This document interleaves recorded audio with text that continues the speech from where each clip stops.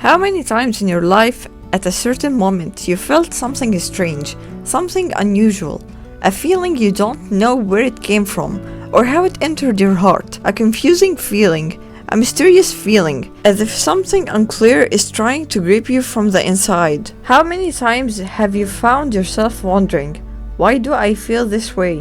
Why am I angry, or sad, or even happy without a reason? But when you search within yourself for a reason for these feelings, you find no logical explanation and no situations that occurred to justify what you feel. Have you ever felt hatred towards someone, but when you ask yourself why, you can't find any convincing reason for this feeling? The answer is that many of our feelings are not truly ours. They are emotions that entered us in one way or another, often without us noticing. Sometimes they are planted within us by another person. Sometimes they sneak into our soul through the situations or people around us. Those emotions may be sown in us unintentionally, but they become part of our daily lives, affecting us and pushing us to act in ways we may not have consciously chosen ourselves. Maybe these feelings weren't even yours to begin with, but they gradually became a part of you. This is exactly what happens when someone else's emotions enter your personal world and get planted within you. You may notice that you have become angry or sad without knowing why, and sometimes you feel sadness or depression that you can't pinpoint the source of. This is known as projective identification,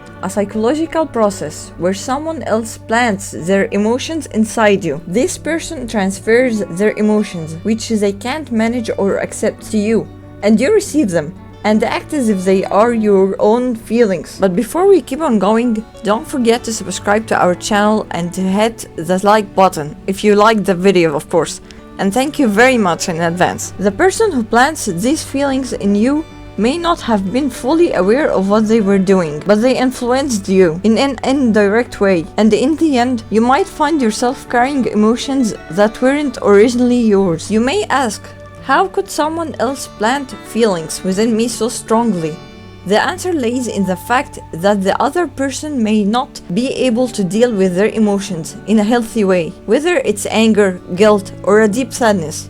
So they decide to transfer these emotions to someone else. Sometimes the person might not be fully conscious of what they are doing, and it could simply be an unthoughtful act. Yet, the results can be very powerful, and the impact can be very deep for the person who receives these emotions. For instance, imagine a person full of anger who can't express it properly. Maybe they can't face their emotions, or perhaps they fear criticism or judgment if they show it. But at the same time, the anger keeps burning inside them. If you are close to this person, you might suddenly find yourself feeling angry for no apparent reason, planted in you. This is projective identification. Similarly, another person might carry feelings of betrayal, but can't express or even face them. Instead of confronting the truth, they might begin to project these feelings onto you, making you feel that you are being doubted or accused. So, your relationship with others changes, and you start to see yourself as they see you, even though you haven't done anything wrong. This way, your feelings get confused between what's genuinely yours and what's directed at you from others. Projective identification can be even more dangerous when it happens between groups or families. Imagine a family planting feelings of failure or inferiority in one of its members, and this person starts believing those feelings and carries them throughout their life. Those feelings, which weren't theirs initially, gradually become a part of their personality over time. The same thing happens in societies. Sometimes communities indirectly shape individuals' feelings. What if I told you that this phenomenon could happen between countries as well? Perhaps certain countries have linked a specific image to the people of another nation and began planting this image in everyone's minds, even if it isn't true. Imagine that one country labels another as terrorist, and over time, the entire world begins to see them this way, even though there are many pieces of evidence to the contrary. This is what happens when the ideas and the emotions are gradually planted in our minds, to the point where they become part of our perceptions and actions. But how can we protect ourselves from this influence? The solution lays in some things very simple yet powerful ways. Each of us has an internal filter, that allows us to distinguish between the emotions that are truly ours and those that others has planted within us. Sometimes we don't notice this filter because it isn't used frequently, but if we start using it daily, we will discover that there are many emotions that don't actually belong to us. You can start to cleanse it. The more you use this filter, the more you will find yourself in a better place where your emotions become clearer and you can distinguish between what belongs to you and what is the influence of others. Over time, you will begin to build your emotional boundaries and won't allow anyone to plant feelings in you that aren't originally yours. Life is too short to live it under the influence of others' emotions, so start today by cleansing your feelings. Every time you find yourself feeling something strange, ask, is this really my feeling or has it been planted inside me? Use the filter and rely on yourself to discover your true emotions. Cognitive behavior therapy, aka CBT, is an effective approach that can be used to address the phenomenon of projective identification, which involves adopting others' emotions as our own. Here are some steps that can help you in addressing this phenomenon. Number 1.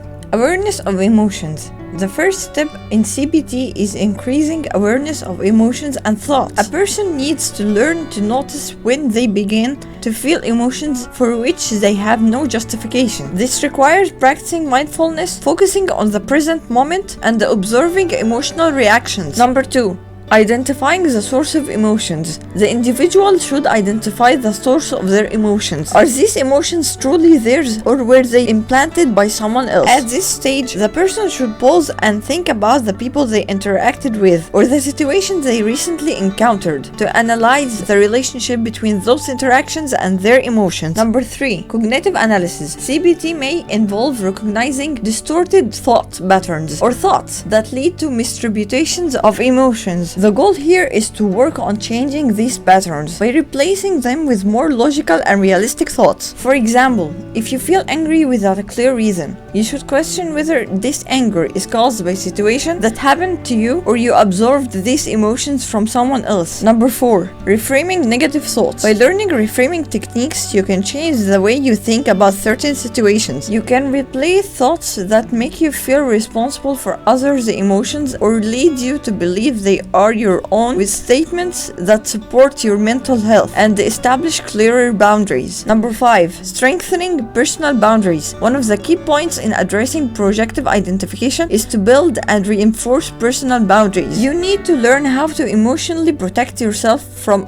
others' negative influences. This can be done through boundary settings practices and consciously adjusting them when interacting with others. Number 6. Learning how to express your emotions properly. People who experience projective identification often don't express their emotions properly. It's essential to learn how to express anger, sadness, or happiness in a healthy way. CBT helps individuals develop emotional expression skills without the fear of criticism or marginalization. Number 7. Mindfulness practice. Mindfulness practices can be highly beneficial in dealing with projective identification through techniques such as deep breathing and meditation. You can improve awareness of the present moment and avoid being influenced by emotions that don't belong to you. By using these steps, projective identification can be treated and the quality of your emotional life can be improved. The goal here is to become more aware of your emotions and thoughts and to differentiate between what truly belongs to you and what is foreign. Thank you very much for watching.